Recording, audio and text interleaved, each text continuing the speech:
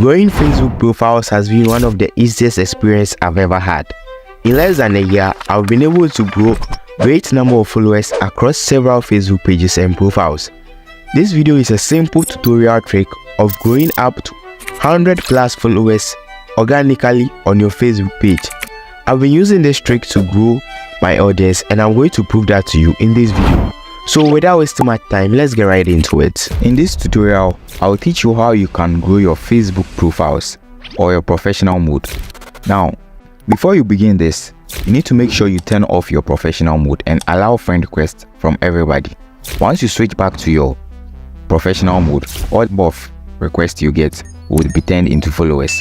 So, once you have all these set, the next thing you should do is to add higher Facebook profiles. You engage on their post and you gain followers. Well, this doesn't work for every profile. So this is how you get the right profile to add. Search for my profile on Facebook. Go to my friend list section and add as many friends you can add. Now, to proceed with this, you will have to wait for 24 hours to receive most of their feeds. Now, after the 24 hours, open your Facebook application and go to the menu tab. At this point, please pay attention here. Scroll to where we have the feed or the recent tab. Once you click on it, this is where the magic happens. Please pay attention. If you find this method interesting, I need you to hit the subscribe button and turn on the bell notifications. This is Kelvin and you're welcome to my channel. You're looking forward to change your Facebook metrics and monetize your page within a short time, then this channel is for you. I've managed and monetized several Facebook pages and profiles. I would love to share all my tips and tricks with you.